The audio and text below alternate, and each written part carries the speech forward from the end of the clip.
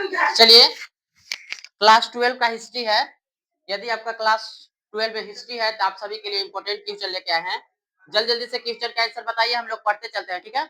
चलिए, निम्नलिखित में से कौन सा स्थल रावी नदी के किनारे विकसित हुआ है? कौन सा स्थल? Harappa. Option number D. Option number क्या हो जाएगा? डी हो जाएगा। कोई दिक्कत है? चलिए क्वेश्चन नंबर अगला देखेंगे, दूसरा। चलिए दूसरा देखिए तो क्या कहता है क्वेश्चन। कहता है हड़प्पा सभ्यता का सबसे बड़ा स्थान कौन सा है? मोहनजोदड़ो। ऑप्शन नंबर क्या हो जाएगा? ए हो जाएगा। चलिए क्वेश्चन नंबर तीसरा देखेंगे। तीसरा नंबर क्वेश्चन, ठीक है। तीसरा नंबर देखिए, सिंधु घाटी सभ्यता में एकमात्र बंदरगाह कहाँ स्थित है? लोथल में स्थित है। ऑप्शन नंबर क्या हो जाएगा आपका? बी हो जाएगा। ऑप्शन नंबर क्या हो जाएगा? बी हो जाएगा। चलिए जल्दी जल्दी हम लोग करेंगे, बहुत सुंदर आ रहा है वीडियो। चलिए अगला,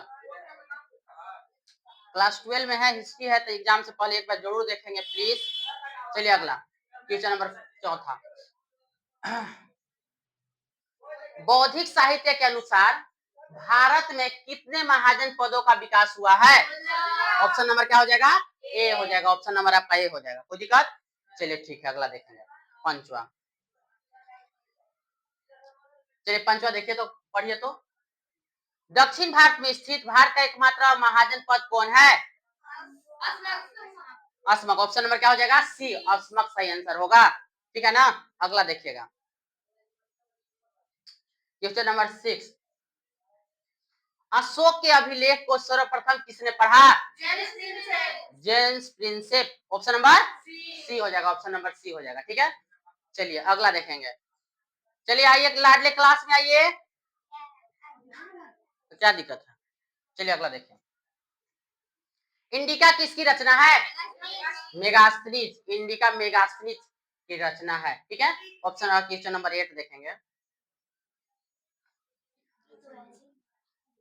चलिए क्वेश्चन नंबर, चलिए ठीक है, 8 नंबर क्वेश्चन देखेंगे। क्वेश्चन नंबर क्या कहता है उसको पढ़िए तब। महाभारत में युद्ध कुरुक्षेत्र में कितने दिनों तक चला? ऑप्शन नंबर क्या हो जाएगा? डी हो जाएगा। 18 दिनों तक चला था। 9 नंबर पढ़िए। 9 नंबर क्वेश्चन क्या है? स्तूप किस धर्म से संबंधित है? स्तूप जो है किस धर्म से है जी? बौद्ध धर्म से संबंधित है, ठीक है। किससे संबंधित है जी? बौद्ध धर्म से संबंधित है। चलिए अगला क्वेश्चन है क्वेश्चन नंबर 3।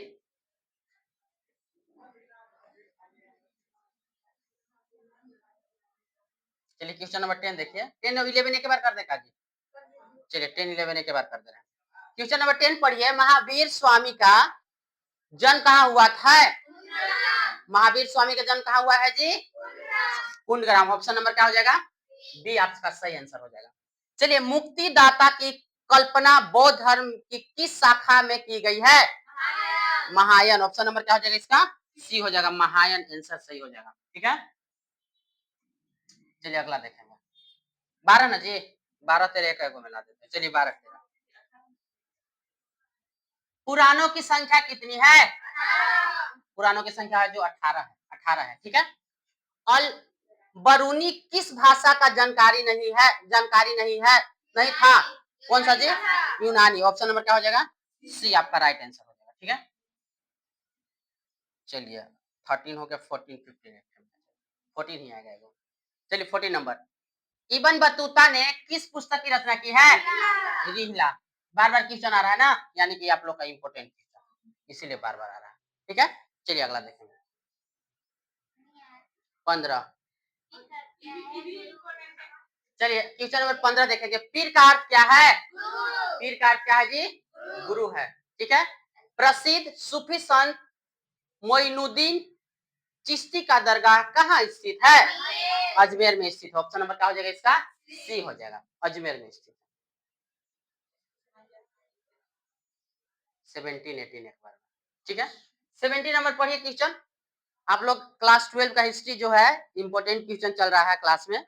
यदि आप क्लास 12 में है, आपका हिस्ट्री है, तो एक बार एग्जाम से पहले जरूर देखेंगे। अलवार संप्रदाय के लोग किस देवता की उपवास करते हैं? विष्णु की उपासना करते हैं, ठीक है। विजयनगर साम्राज्य के संस्थापक कौन है? ऑप्शन नंबर क्या हो जाएगा? सी हो जाएगा। ऑप्शन नंबर आपका सी हो जाएगा।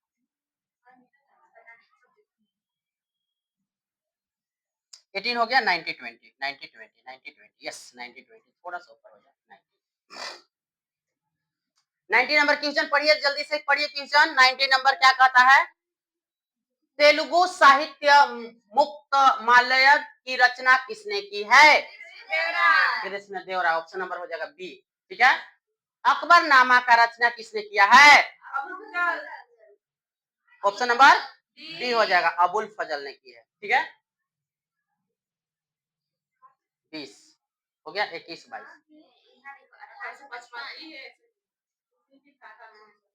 संथाल विद्रोह कब हुआ था?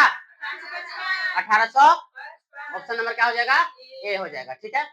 दामिन ए कोह क्या है? संथालों की भूमि है। दामिन ए कोह क्या है जी? तो संथालों की क्या है जी? भूमि है। 22 24 आ जाएगा। मैं थोड़ा सा छोटा करेंगे ताकि। ठीक है। 23 नंबर क्वेश्चन पढ़िए क्या कहता है? 1793 में जब अस्थायी बंदोबस्त लागू हुआ था, उस समय बंगाल के गवर्नर कौन थे? कार्नवालिस। ऑप्शन नंबर हो जाएगा बी हो जाएगा। ऑप्शन नंबर आपका बी इज राइट आंसर। ठीक है। अगला क्वेश्चन है दोस्त, 1857 का विद्रोह का प्रारंभ कहां से हुआ था? मेरठ से। क्या कहां से हुआ था? ऑप्शन नंबर हो जाएगा बी। ऑप्शन नंबर क्या हो जाएगा? बी। हाँ, मेरठ सही है। सही है। चलिए मेरठ। 25 26। चलिए 25 नंबर पढ़ेंगे। सहायक संधि व्यवस्था को किसने प्रारंभ किया? सहायक संधि विलेज। ऑप्शन नंबर क्या हो जाएगा? ए हो जाएगा। चोरी चौरा कांड कब हुआ? 4 फरवरी 1922। ऑप्शन नंबर क्या हो जाएगा? बी हो जाएगा।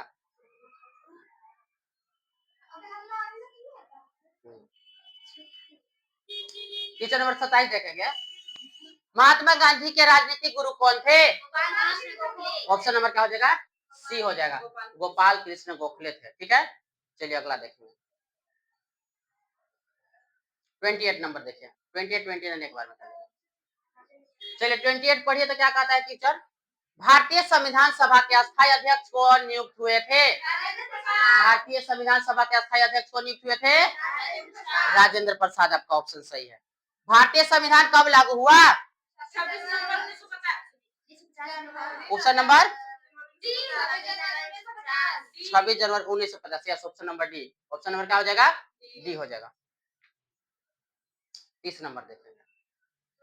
संविधान का निर्माण में कितना समय लगा? ऑप्शन नंबर बी 2 वर्ष 11 माह 18 दिन। ठीक है। ये तो आप लोग के ऑब्जेक्टिव था।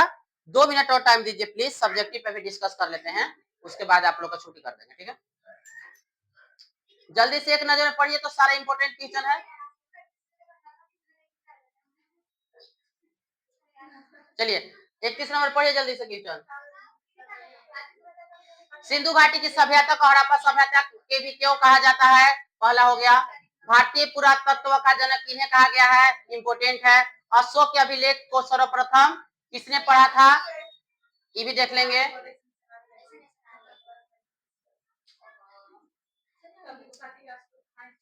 चलिए आप लोग सभी के लिए इंपोर्टेंट क्वेश्चन सब्जेक्टिव है। 2 मिनट जल्दी से इसको नोट कर लीजिए और इस सारा को सब्जेक्टिव का आंसर आप लोग लिख लीजिएगा। एग्जाम जाने से पहले तैयारी कर लीजिएगा। ठीक है।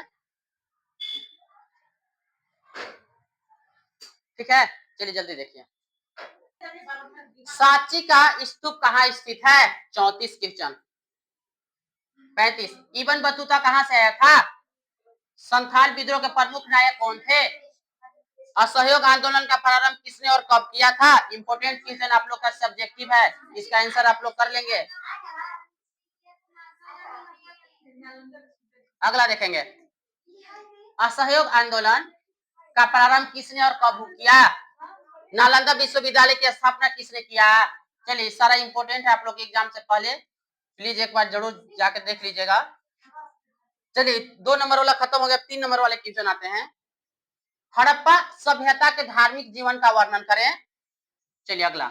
अभिलेख से आप क्या समझते हैं, इनका क्या महत्व है? यदि आप क्लास 12 में है, आपका हिस्ट्री है, तो रिक्वेस्ट है प्लीज आप लोग से एक बार एग्जाम में जाने से पहले सारा सब्जेक्टिव को घर पे रिवाइज कर लीजिए, उसके बाद जाइएगा एग्जाम सेंटर पे। त्रिपिटक से आप क्या समझते हैं? अल बरूनी पर एक संक्षिप्त टिप्पणी लिखें। चलिए अगला देखेंगे। 34 सगुण भक्ति और निर्गुण भक्ति परंपरा क्या है बताएं। गोपुरम से आप क्या समझते हैं? 34 नंबर। चलिए अच्छा 45 देखेंगे दोस्त।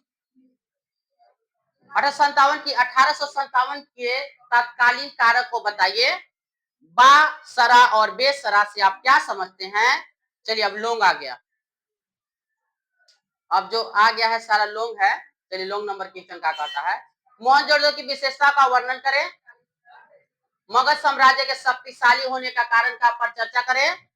चलिए अब ये आप लोग का है और आ गया है सारा, थोड़ा सा छोटा कर देते हैं तब आप लोग को क्लियर दिखेगा। चलिए वन व्यवस्था और जाति व्यवस्था पर अलबरूनी के विवरण का परीक्षण कीजिए। 1857 के विद्रोह के प्रमुख कारणों की विवेचना करें। भारतीय राष्ट्रीय आंदोलन में गांधी जी की भूमिका का वर्णन करें। कृष्ण देव राय विजयनगर के महानतम शासक थे कैसे। इस सारा आप लोग के लिए इंपोर्टेंट सब्जेक्टिव का क्वेश्चन है। यदि आप क्लास 12 में हैं तो एग्जाम जाने से पहले एक बार जरूर देखेंगे। फिर मिलते हैं नेक्स्ट वीडियो में। That's for today. Best of your examination.